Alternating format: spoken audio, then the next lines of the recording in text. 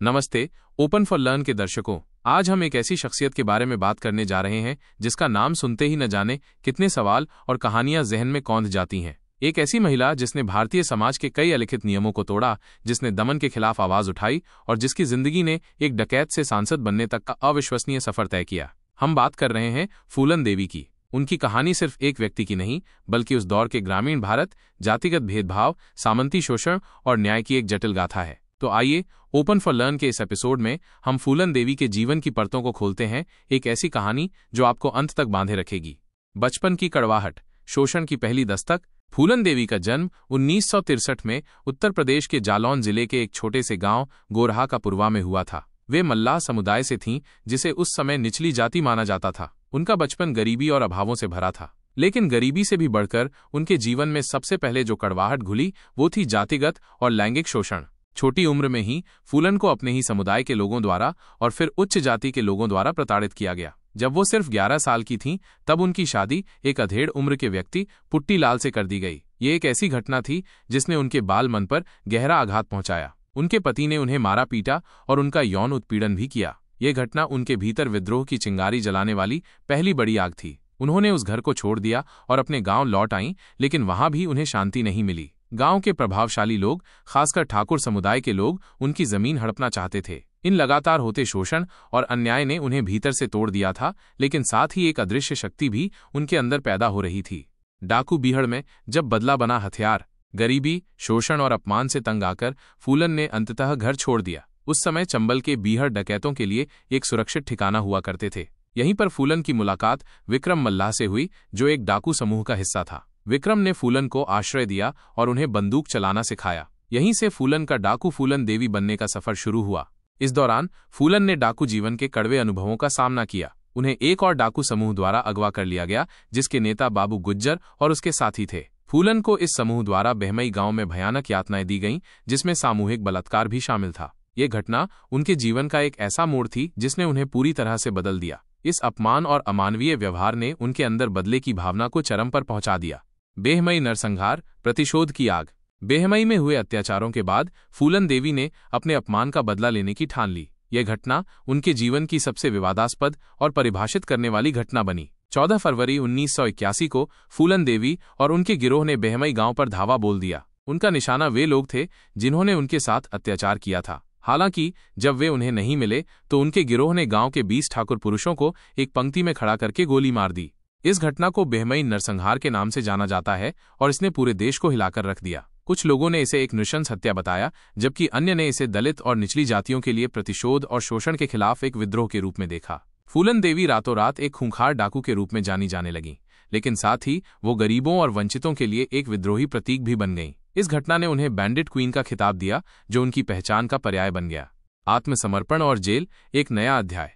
बेहमई नरसंहार के बाद फूलन देवी भारतीय कानून प्रवर्तन एजेंसियों के लिए सबसे वांछित अपराधियों में से एक बन गईं। उन पर हत्या, अपहरण और डकैती के कई आरोप थे। लगभग 2 साल तक चंबल के बीहड़ों में पुलिस और प्रशासन को छकाती रहीं। आखिरकार 1983 में मध्य प्रदेश के तत्कालीन मुख्यमंत्री अर्जुन सिंह के साथ एक समझौते के तहत फूलन देवी ने आत्मसमर्पण कर दिया। यह आत्मसमर्पण एक नाटकीय घटना थी, जिसमें फूलन ने महात्मा गांधी और दुर्गा मां की मूर्तियों के सामने हथियार डाले थे। समझौते में कुछ शर्तें शामिल थीं, जैसे कि उनके गिरोह के सदस्यों को मृत्युदंड नहीं दिया जाएगा। आत्मसमर्पण के बाद फूलन देवी को 11 साल तक जेल में रहना पड़ा। इस दौरान उन्हें कई बार उत्तर प्रदेश और मध्य प्रदेश की जेलों में रखा गया। जेल जीवन उनके लिए एक और संघर्ष था, लेकिन यहीं पर उन्होंने पढ़ना लिखना सीखा और अपनी कहानी को समझने का मौका मिला। राजनीति में प्रवेश, डाकू से सांसद तक का सफर।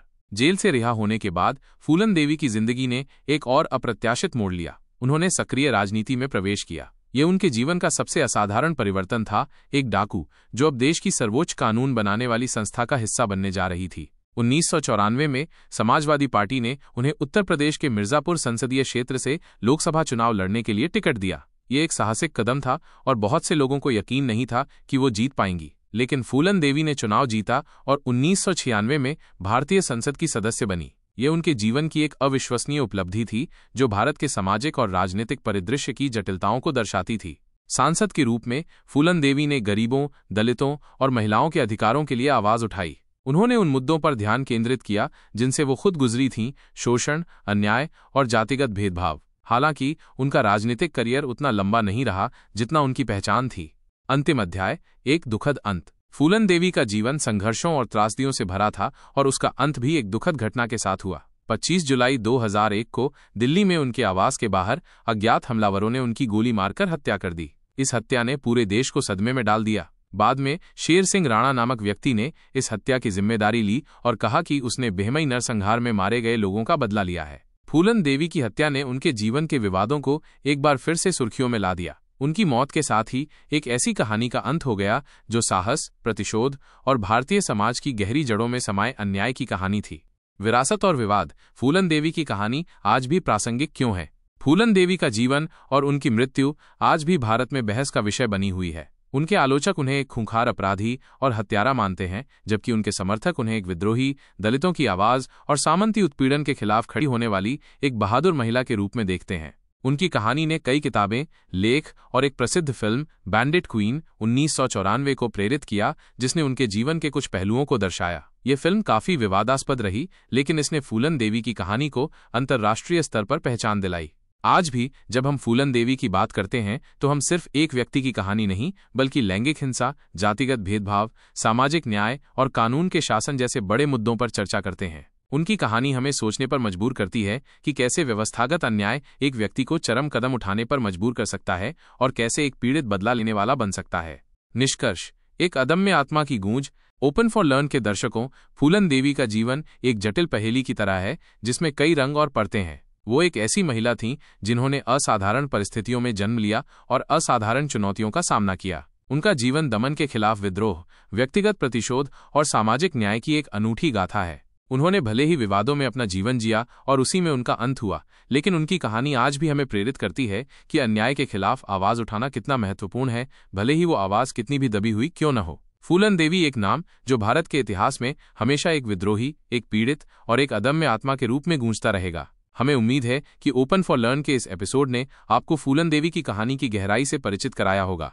अगर आपको ये वीडियो पसंद आया तो इसे लाइक करें, शेयर करें और ओपन फॉर लर्न को सब्सक्राइब करना न भूलें। हम जल्द ही ऐसे ही किसी और रोचक विषय के साथ वापस आएंगे। तब तक के लिए सीखते रहिए और सवाल पूछते रहिए।